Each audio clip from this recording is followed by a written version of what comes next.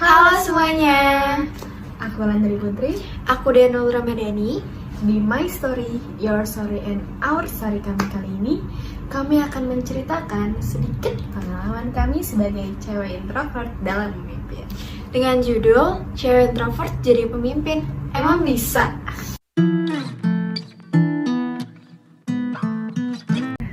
Sejujurnya di daerah aku tuh masih banyak banget orang-orang yang berpandangan rendah terhadap cewek.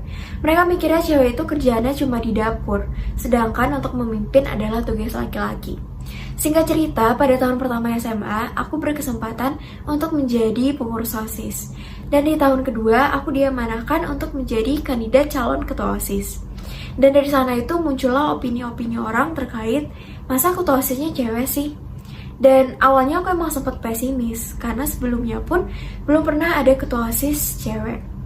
Dan akhirnya aku bertekad untuk menampilkan yang terbaik pada saat orasi. Dan aku juga ingin membuktikan bahwa cewek itu juga bisa loh menjadi pemimpin.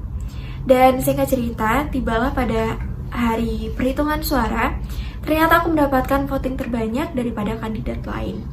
Dan alhamdulillahnya aku terpilih menjadi ketua OSIS. Dan itu membuktikan kepada aku bahwa cewek itu juga mampu dan berhak loh menjadi pemimpin. Jadi, aku itu lulusan pondok pesantren, di mana di sekolah aku itu nggak ada OSIS, tapi ada sistem kepengurusan. Nah, singkat cerita, aku itu sempat ikut lomba King and Queen of Language, di mana di lomba tersebut mental aku sebagai introvert itu benar diuji, karena lomba-lombanya itu selalu berhadapan dengan publik, seperti public speaking, storytelling, ataupun spelling bee. Dan di situ alhamdulillahnya aku mendapatkan kesempatan untuk menjadi pemenang termuda di lomba tersebut. Nah, dari situ orang-orang mulai bisa melihat skill aku di bidang bahasa asing. Hingga akhirnya aku terpilih dan diamanahkan untuk menjadi ketua divisi bagian pengembangan bahasa atau Central Language Manager. Nah, dari situ aku sadar jika kita ingin menjadi pemimpin, kita harus bisa menunjukkan skill kita kepada orang-orang. Walaupun saat itu juga aku merasa takut karena aku ini introvert.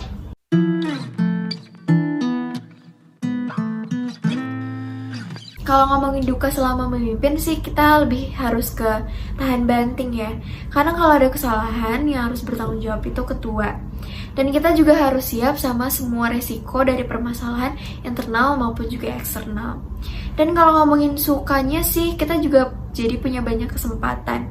Misalnya kemarin ini aku gabung sama forum ketua OSIS provinsi. Jadi di sana itu kita bisa sharing-sharing pengalaman dan juga kita bisa collab sama sekolah lain untuk ngadain suatu event. Jadi kita bisa mempros suatu relasi. Kalau ngomongin suka duka, sebenarnya lebih banyak kedukanya ya, karena sama aja kayak Dea, ditanggung jawab sebagai pengurus dan juga bagian bahasa. Aku tuh harus selalu berkomunikasi menggunakan bilingual language, bahasa Arab dan bahasa Inggris, dimanapun dan kapanpun, karena sebagai pemimpin aku harus menjadi figur dan contoh bagi anggota-anggota aku. Kalau sukanya, karena momen kepengurusan itu adalah momen yang sangat dinanti-nanti oleh para anak pondok. Karena banyak banget momen yang cuma bisa kamu lakuin saat kamu jadi pengurus. Jadi, memimpin itu nggak mandang gender, MBTI, apalagi zodiak. Jadi kalian nggak perlu ragu untuk mengambil setiap kesempatan yang ada untuk jadi pemimpin maupun menunjukkan skill kalian. Jadi buat teman-teman semuanya, terkhusus cewek, kalian itu harus berani dan gak boleh minder buat jadi seorang pemimpin. Karena cewek dan cowok itu punya hak dan kesempatan yang sama untuk menjadi seorang pemimpin. Oke, segitu aja My Story, Your Story, dan Our Story kami kali ini. Sampai jumpa di lain kesempatan. See you! See you!